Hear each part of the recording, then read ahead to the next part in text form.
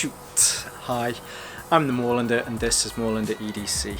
Today's piece of content is yet again down to one of the amazing viewers and was a suggestion that came off the back of a recent piece of content that I made on my EDC pens. So before we start, there's a massive shout out to Chuck Gladfelter for, you know, just telling me that this pen even existed. I'm a massive fan of the Parker Jotter. I've had a lot of these, mainly because I generally tend to lose a lot of these, and I wasn't aware that there was a larger sibling. So what we're going to have a look at today is the Parker Jotter XL. Now what I'll do is I'll turn the camera around so that we can have a little bit of a closer look.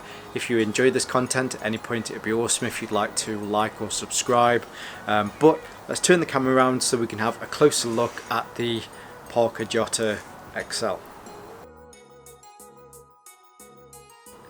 Okay, so we've got both of the pens here, just so you're aware, in case it's not immediately obvious. This one here on the left hand side, which has the stainless steel top and then the brushed metal bottom, is the XL, whereas the one here on the right hand side, this one is the full stainless steel version and this one is the standard Jotter. Because of the similarities between the two, and we'll look at the subtle differences, I thought it would always be really useful to have that there in the background so that, you know, I can compare the two. So this is a full metal construction with a slight caveat that we'll have a look at when we have a look at the inside. But unlike some of the versions that you can get that have the stainless steel upper and then this bottom barrel here is made from plastic or like a resin style material, this is fully metal. So on the top you can see it's the nice stainless steel, and then as it comes down to the bottom part of the shaft, this is again it's still metal, but it's got like a sandblast finish to it. It's almost like a powder coat style texture, which gives it, I'm just trying to think, it's more, so instead of it being, it's like an eggshell almost kind of texture to it, which actually makes it feel really nice when you're holding it and when you're writing it. It's less slippy. Not that this one, the original Jotter, was particularly slippy, but the Jotter XL with this finish, for me, I actually quite like the finish of this. There are a few different versions that you can get. You can get the full stainless steel version like that, and then there are a few versions where you have different accent colours. Here at the bottom there's like a blue, a green, a pink. I can't remember exactly how many different variations of there are, but you know that changes this bottom part. It's still a single click. There's no turn or twist or anything like that. The ink cartridges that are used are both the same between each of the pens.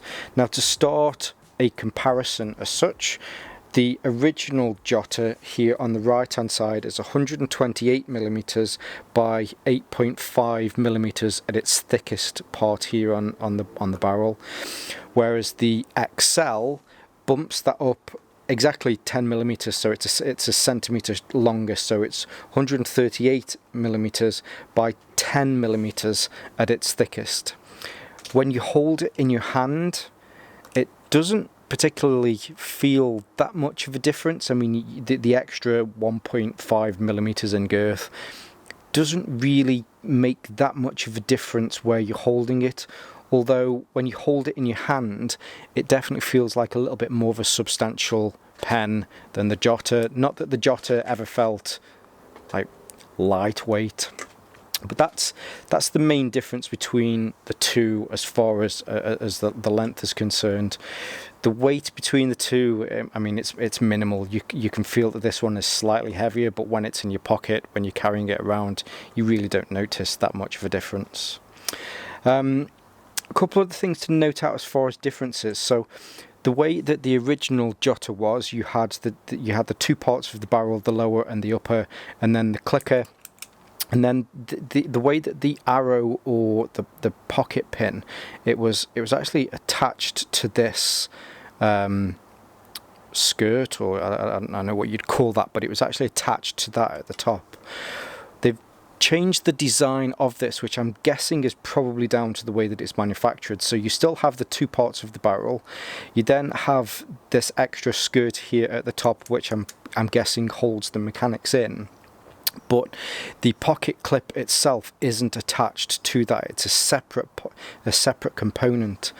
Now, I'm not sure whether I like or dislike that. However, there is a little bit of play in there. If I can, you're probably not even going to notice it. It's a fraction of a millimeter in play.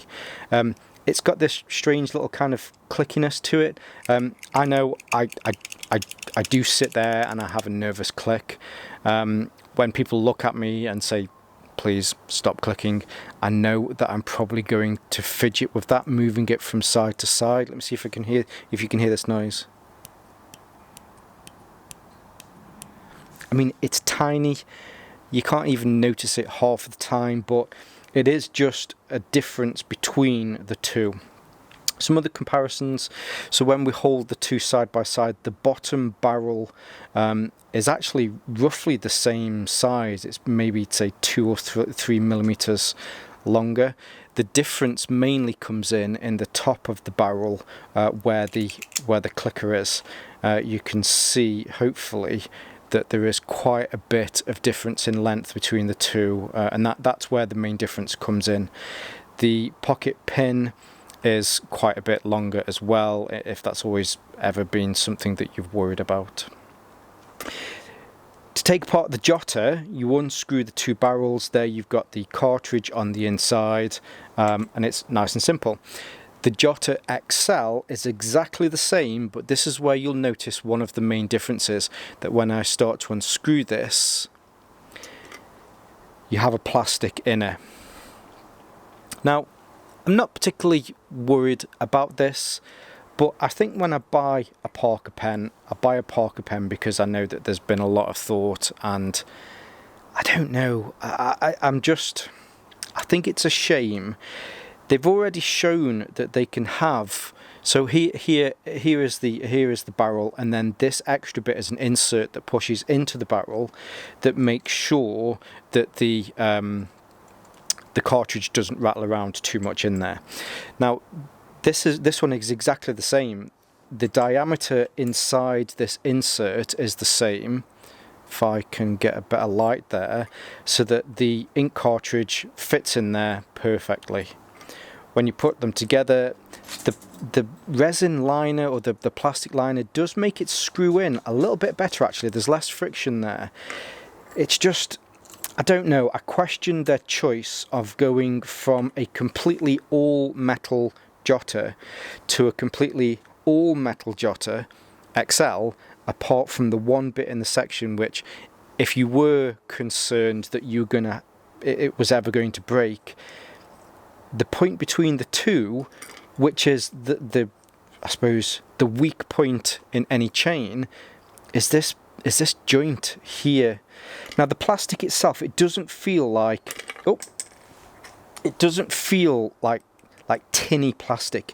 It actually feels like really good quality resin that I'd like to have expected that they would use, and it feels good for that. But like I say, there's just that little niggle. Part of me just wishes that would have been a metal insert that had pushed, that then keeps the two together. Now on the inside, the clicker assembly, from what I can see, the clicker assembly does seem exactly the same as in the original Jotter. So when it goes into there, it's all plastic on the inside anyway, but you know, there we go. That serves myself right, doesn't it? But the cartridges are exactly the same. They fit in, and it's all nice and simple. Now you're probably wondering at this point, you know, how does it write? It writes exactly as you'd expect a Parker pen to write. It's very nice. It fits. It's ergonomics. It's very, very simple, very useful. You know, it doesn't. There's no hotspots. Talking about hotspots, talk about hotspots with knives. You wouldn't expect to talk about hotspots with a pen, but it's very smooth. It glides very well. A lot of that does come down to the ink cartridge that's in there. Again, just in case you were wondering, at the end the cartridge does protrude maybe a millimeter longer in the Jotter XL than it does in the original Jotter, but that's to no kind of negativity on the way that it writes. It still writes really well.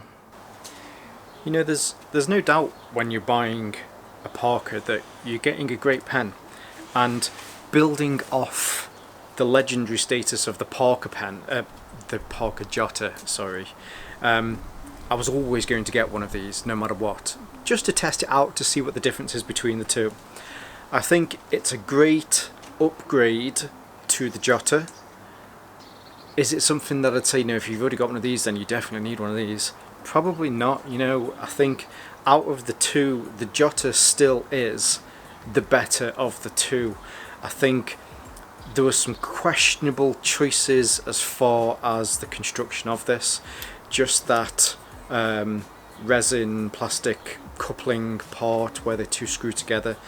You know, I don't really use these in a tactical stabby kind of way, but I'd still like to think that my pen's gonna outlast me. I think with a full metal pen like this, I don't know what the point that I'm trying to make is really, is the fact that, you know, these pens are pretty tough as they are, and the one point of a pen that may possibly break is the two connections between each of the barrels, and to scrimp on the production, or at least to scrimp on the material when they've already shown that they use that material in the smaller Jotter rather than the larger XL, I just think it's a slight omission that once Parker get more feedback on that and change that part, then, you know, they're still two great pens, and I'd still recommend getting one because not everybody's going to be throwing them around, and they're certainly more suited to somebody with a larger hand.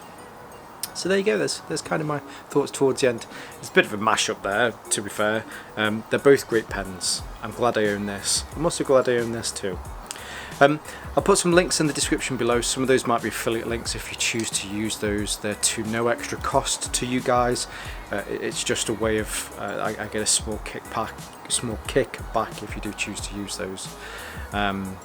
So yeah, hope you're all having a great week. For now, stay safe, stay Moorlander, and stay EDC.